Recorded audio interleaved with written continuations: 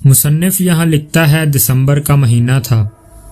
رشتے میں لگتے بھتیجے کی شادی کے ولیمہ کی تقریب سٹی ایریا سے باہر لگ بھگ 3 کلومیٹر کے فاصلے پر مارکی میں تھی۔ میں اپنی والدہ کے ساتھ عین وقت پر وہاں پہنچا۔ گھر میں چھوٹا بھائی ہمارے بار بار کہنے کے باوجود ساتھ نہیں آیا۔ ہم ہال میں پہنچے تو اس کی کال آئی تو بھی اسے کہا کہ تمہارا سب پوچھ رہے ہیں، آ ہی جاؤ۔ بولا وہ دوستوں کے ساتھ باہر ہی کھانا کھائے گا۔ خیر ہم وہاں سے جب فری ہوئے تو کچھ عزیزوں نے والدہ کو روک لیا اور مجھے کہا کہ آپ ٹھہر جاؤ تو اکٹھے چلتے ہیں، نہیں تو جیسے موڈ ہو۔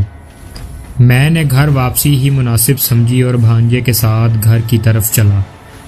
جب مجھے وہاں رکنے کا کہا جا رہا تھا تو اس وقت چھوٹے بھائی کا ٹیکسٹ ریسیو کیا کہ لائٹ نہیں ہے اور گھر میں کچھ عجیب ہی سین ہوا ہے۔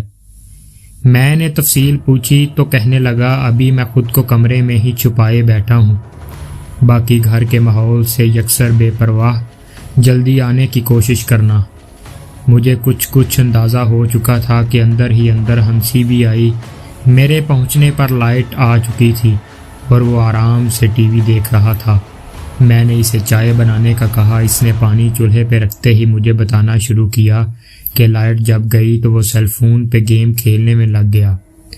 جیسے کمرے میں لیٹا ہوا تھا، دوسرا کمرہ اس کے بائیں طرف تھا۔ دوسرے کمرے میں سے کوئی گزر کر کچن کی طرف گیا۔ کہتا میں نے سوچا کہ چارجنگ لائٹ کی روشنی ڈاؤن ہوئی، مگر نہیں۔ جہاں میں لیٹا تھا اس نے کمرے کے دروازے پر نظریں جمائے ہاتھ میں فون پکڑے کچن والے پلر کی طرف مسلسل دیکھنا شروع کر دیا اور سیل فون پر بھی 1-2 بار گیم کی طرف توجہ دینے کی کوشش کی، مگر ذہن ہٹ چکا تھا۔ اتنے میں سے اسی کچن کے پلر کی آؤٹ میں ایک 5-7 کا نہایت خوبصورت بچہ کھڑا اپنی طرف بلاتا نظر آیا۔ جب اس بچے نے دوسری بار اسے بلایا تو اس نے سیل فون سائڈ پہ رکھا اور اتنا ہی کہہ سکا، نہیں تم کون ہو؟ بچہ ہنسا اور پھر اسے اپنی طرف بلایا، مگر یہ وہاں سے نہ اٹھا اور بچے کو واپس کمرے میں جاتے ہوئے بھی دیکھا۔ اسی وقت اس نے مجھے ٹیکسٹ کیا۔ میں نے جب گھر جانا تھا تبھی جانا تھا۔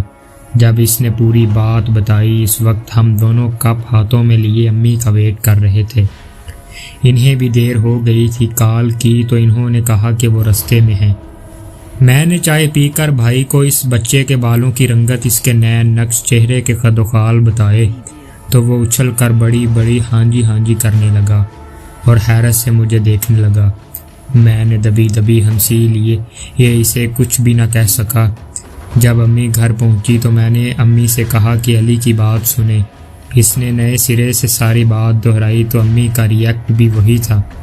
تب اسے میں نے صرف اتنا ہی کہا کہ ترکی کے ڈرامے میرا سلطان میں خرم سلطان کا جو پہلا بچہ بچپن میں دکھاتے ہیں وہی نا؟ امی نے جیسے بیزاری سے کہا وہی تو۔